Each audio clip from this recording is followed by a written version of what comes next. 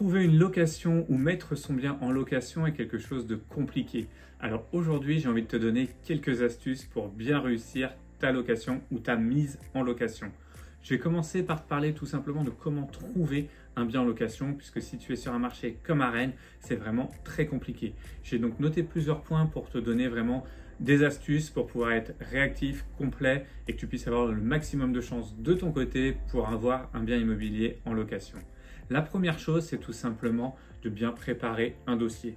Ça paraît bête de le dire comme ça, mais je peux vous dire que moi qui fais un peu de location, je reçois énormément de dossiers incomplets. Dès la première question qu'on pose aux gens, c'est avez-vous votre dossier? Donc si vous n'êtes pas complet dès le début, vous partez déjà avec des gros points négatifs, sachant qu'il y a peut-être 10 personnes qui donnent des dossiers complets. Donc pour ça, préparez-le, c'est simple.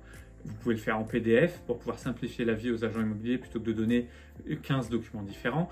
Au moins, pré-remplissez-le sur le bon coin. Vous avez maintenant une possibilité de mettre un petit peu des choses sur leur dossier locataire. Alors, il n'est pas très complet, donc le mieux, c'est de faire soit un PDF avec tous les documents, soit d'aller sur le site du gouvernement et de tout rentrer à l'intérieur. Vous avez un lien directement pour pouvoir tout mettre et c'est vérifié. Ça permet tout simplement de mettre en confiance le propriétaire ou l'agent immobilier. Ça, c'est la base. Le point numéro 2, il est pour vous.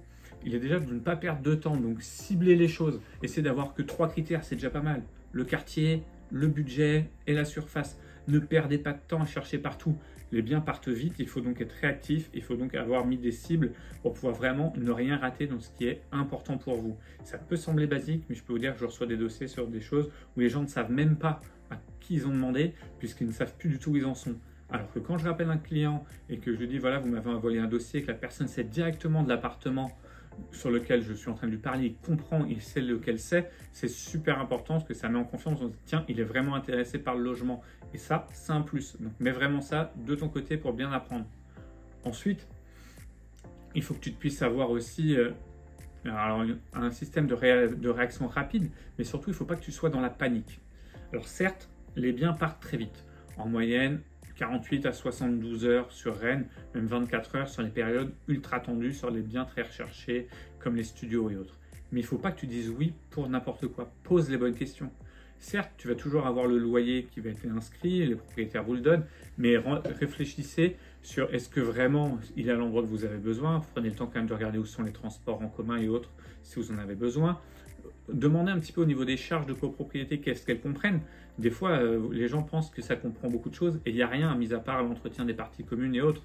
Il faut bien penser aux coûts supplémentaires, qui peut être l'électricité, le gaz, l'assurance et autres. Donc ça, renseignez-vous et essayez de demander à savoir un petit peu quelles étaient les factures qu'avait le précédent locataire et autres. Ça va vous permettre de vous donner une indication et de ne pas foncer tête baissée dans quelque chose qui ne vous correspond pas vraiment, sur laquelle vous pourriez faire quand même de grosses erreurs et des erreurs financières qui ne sont pas agréables, surtout si vous devez retrouver un nouveau logement et que vous avez déjà payé différents frais, c'est quand même compliqué. Ensuite, il faut quand même faire quelque chose, c'est comprendre ce que vous allez signer. Moi, j'ai beaucoup de clients qui ne lisent même pas le bail que je leur donne. Alors, ok, moi je suis un professionnel, donc nos baux ils sont bien rédigés, il n'y a aucun souci. Mais des fois, vous avez signé des choses avec les particuliers, je peux vous dire qu'il y a des choses mises n'importe comment, il y a des clauses abusives et autres. Prenez le temps au moins d'étudier, de comprendre les choses, de comprendre le bail, de bien lire votre état des lieux. Ne signez pas n'importe quoi, regardez que tout a bien été mis. Prenez le temps de faire un état des lieux, c'est important, parce que des fois les gens font un petit peu n'importe quoi. Donc voilà, je voulais vous donner quelques idées rapides pour bien réussir votre location, parce que c'est important. Je sais que le marché est tendu en ce moment, que les gens ont des difficultés à trouver. Donc pour ça, vraiment, soyez abonnés à différents sites, passez un coup de téléphone, n'attendez pas le dernier moment. Moi, je conseille aux gens, c'est appelez l'annonce quand elle sort, envoyez un mail en plus, et quand vous avez eu la personne au téléphone, envoyez un petit SMS, et toujours avec le lien de votre dossier. Ça va vous faciliter la chose.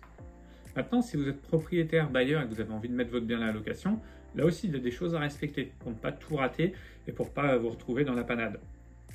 Donc déjà, essayez de connaître un petit peu la cible de locataire que vous cherchez. Est-ce que vous voulez des familles, de l'étudiant et autres? Ça va vraiment vous différencier un petit peu parce que les attentes ne sont pas du tout les mêmes. Donc vous allez pouvoir mieux fixer votre budget, vous allez bien pouvoir fixer la décoration aussi, les petits travaux que vous avez à faire en fonction, surtout si vous êtes sur un bail meublé. Parce qu'on ne va pas mettre la même chose dans un bail meublé pour étudiants que pour un jeune actif par exemple ou quelqu'un qui a 40 ans. C'est pas le même style de décoration, c'est pas les mêmes services qui vont être recherchés. Donc ça c'est bien important. soignez bien le bien aussi. Pensez au DPE. Alors, un bien mal isolé, vous allez avoir des clients qui ne vont pas rester longtemps. On sait que maintenant en G, on ne peut plus louer, faut le savoir. Si votre diagnostic immobilier est en G, on ne peut plus louer. En E, on peut encore louer, en F aussi, mais voilà, ça devient de plus en plus limité. Donc pensez à isoler, faites des travaux et surtout essayez de bien regarder que tout marche bien. Je vois trop de personnes où les radiateurs ils fonctionnent pas bien, tout ce qui est ampoule et lustre c'est mal fixé. Faites les choses, faites les travaux pour que votre appartement soit vraiment en bon état. Parce que plus vous aurez un appartement en bon état, plus vous aurez des locataires respectueux, plus vous aurez le choix dans les locataires. Et ça, c'est très important.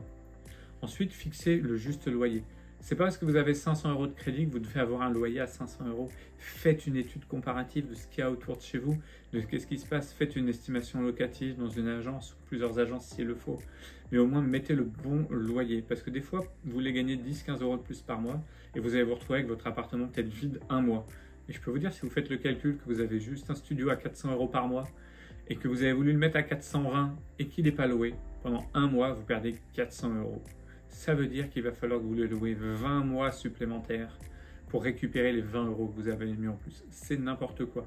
Il faut mieux avoir un locataire qui reste qu'un appartement vide. Donc déjà, n'essayez pas toujours d'être sur des biens trop surloués. Pensez aussi peut-être qu'un jour, c'est vous qui aurez vos enfants à mettre dedans et que vous n'avez pas envie d'avoir un appartement qui coûte trop cher. Donc essayez d'appliquer les bons prix de loyer. Et c'est pas parce que vous avez payé un bien cher que le loyer doit être cher. Donc ça, c'est vraiment à réfléchir pour avoir une bonne politique de location. Ensuite, sélectionnez avec méthode vos locataires. Ce n'est pas juste le feeling qui doit vous faire sélectionner, même si c'est important. Et ce n'est pas juste non plus l'argent. C'est pas parce que les locataires, futurs locataires sont ultra riches que c'est forcément les meilleurs. Essayez de jouer en regardant bien la stabilité, pour combien de temps le locataire est là. Alors bien sûr un petit peu de feeling, vérifiez aussi quand même qu'il y ait possibilité de payer, mais regardez les garants et autres, et ça va être tout aussi important par rapport à votre choix. Et des fois, c'est pas les choix des dossiers les plus compliqués qui sont les meilleurs, donc essayez vraiment d'avoir un maximum de choix de locataires déjà. Donc en appliquant les premières méthodes, vous aurez vraiment normalement beaucoup de demandes, et après vous pourrez choisir le bon locataire. Et ensuite, faites un bon état des lieux et un bail en béton. Donc pour ça, bien sûr, vous pouvez passer par un professionnel, mais si vous le faites vous-même, prenez le temps aujourd'hui de faire l'état des lieux comme il le faut. C'est-à-dire pour pouvoir prouver derrière si votre locataire a abîmé quelque chose ou autre, le mieux c'est de faire pas mal de photos, de les intégrer dans l'état des lieux, de tout signer, de tout noter. C'est très très important. Et les baux, c'est super important qu'ils soient bien rédigés aussi avec toutes les annexes. Donc pour ça, vous pourrez aller prendre un bail notarié aussi qui est très garantissant, ou prenez une agence si vous le souhaitez. Et sinon, vous avez un modèle de bail qui est directement sur le site du gouvernement qui va vous donner plein d'informations. Donc voilà, j'espère que ces informations vous ont été utiles et que vous allez pouvoir réussir votre mise en location ou trouver la location de vos rêves. N'hésitez pas à vous abonner en tout cas à cette chaîne si vous voulez avoir plein d'informations sur l'immobilier, encore plus si vous êtes sur Rennes ou les alentours. Et en même temps, si vous aimez la crypto-monnaie et la finance, vous êtes au bon endroit. Et moi, je vous dis à très vite pour une nouvelle vidéo.